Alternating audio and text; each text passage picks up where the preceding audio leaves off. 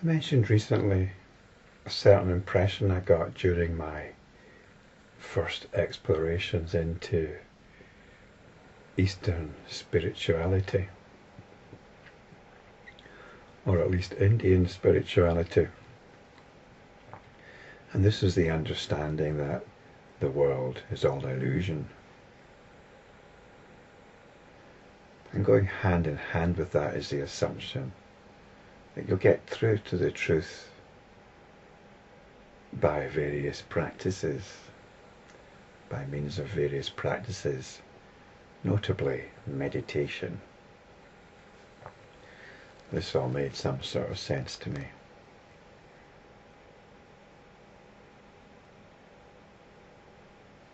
That meditation would lead you to some higher kind of truth, and that the world was all illusion. There was nothing there to take seriously. In retrospect, this is a woefully inaccurate understanding on both accounts, dismissing the world as illusion and thinking that the truth can be arrived at through some meditative technique. I should have mentioned, along with that meditative technique goes a whole lifestyle of behaviour and looking after the body. It can go on and on. So in retrospect, this is a huge mistake. And yet, if you're a spiritual seeker, it's a very natural path to follow. But once you've stumbled upon the truth, and this can happen whether you've followed any kind of practices or not, it can happen to anyone at any time, this stumbling upon the truth. Well, this is when you become an enlightenment practitioner. Because once you've stumbled onto the truth, it's more likely than not a realization that you remain in. It might have a profound effect. It might change your whole approach to life. You might even become a teacher. But the chances are there's still quite a lot of work to be done to consolidate this realization.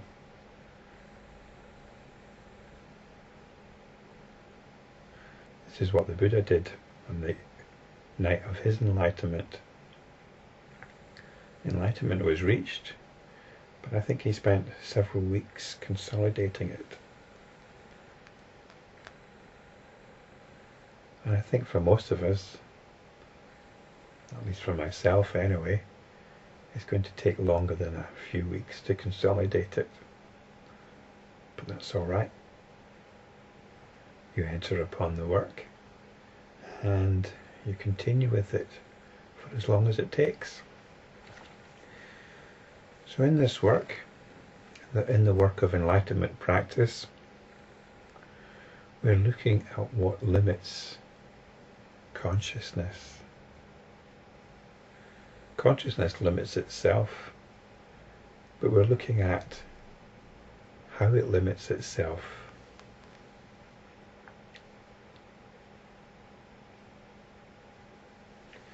And one of the ways it limits itself, a very fundamental way, is in the belief of an external physical world. Part of the initial realization of the enlightenment practitioner should be seeing through this belief. But you still have to engage with it and enter into conventional understanding. And then it's quite easy to forget the revelation of awareness and start entering into the story, the narratives, the conventional narratives relating to an external world. And this is what these verses are very much about. And we've got a few verses coming up which relate to this. In particular, one of the factors which we use to reinforce the belief in an external world is to do with causation. Now, for some, Buddhism is very much about causation, or conditionality, we should say. The Buddha taught according to a particular formula of conditionality. Given certain conditions, this will arise. And if you remove these conditions, then this won't arise. And this formula was applied to suffering. Suffering arises because of certain conditions. Remove these conditions and suffering won't arise. But there was also the very profound teaching of Pratitya Samutpada, the teaching of conditioned co-production, or the wheel of becoming, the Bhava Chakra. I'm not going to go into that now, I've gone into it in the past. But it basically shows how we come to believe in an external physical world. There are causes for this belief. Now many verses in the Lankavatara Sutra are concerned with dismissing the teaching of causation. There is talk of no birth. And this might seem quite at odds with the Buddha's basic teaching on conditionality. And we have to be very clear about this, because there's a huge confusion. I actually saw one Buddhist quite recently apply this understanding to the physical world. It's a big mistake. It should only be applied in the context of our enlightenment practice. It should only be applied forensically to examine what is causing us to live in limitation, what is causing consciousness to live in limitation. This is suffering, to be living in this limitation. That's the only context we can apply it. Any other context is invalid as far as enlightenment practice is concerned. Anyway, this is all a bit of a preamble to verse 710. So let's have a look at it. Like the Gandharvas city, Maya, etc., which appear depending upon causes and conditions, the birth of all things is not no birth. So the Gandharvas city, this amazing city in the sky, what we might call castles in the sky, Maya. And Maya is the understanding that it's all illusion. And these appear depending upon causes and conditions.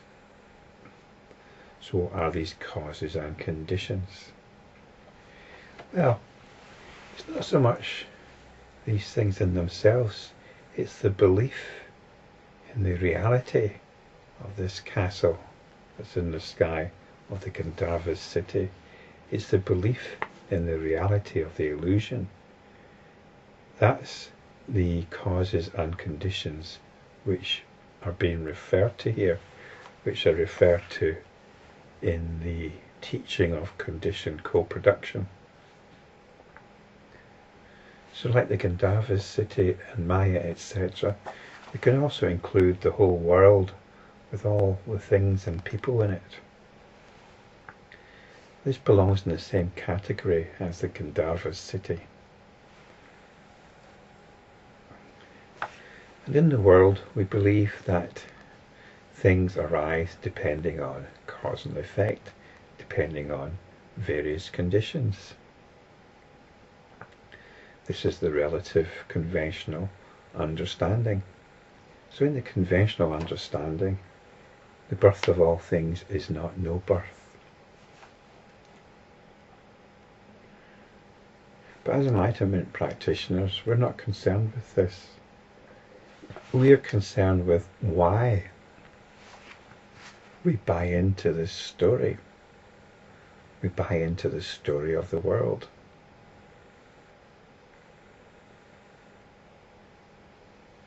And we buy into it because of the pattern of our sensibilities, the pattern of our moods.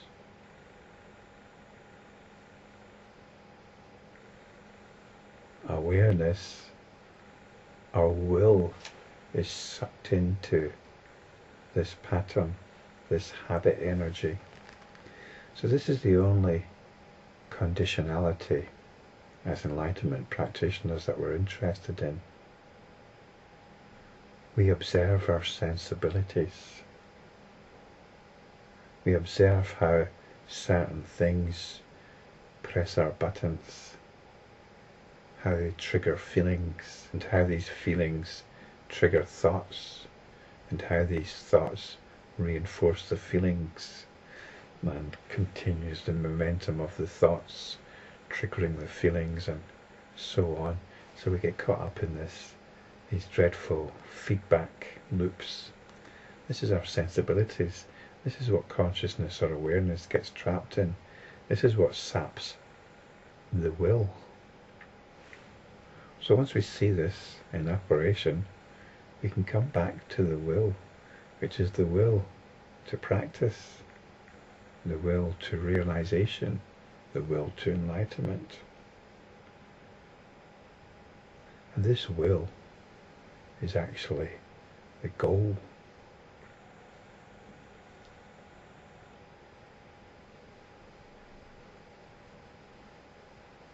Once we come back to it,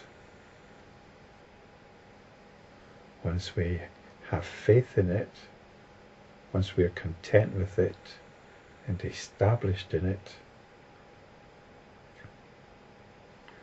then we become more balanced, more sane. Everything is in its rightful place once again. So this is the theme of the next few verses, and I'll continue with them in the next video.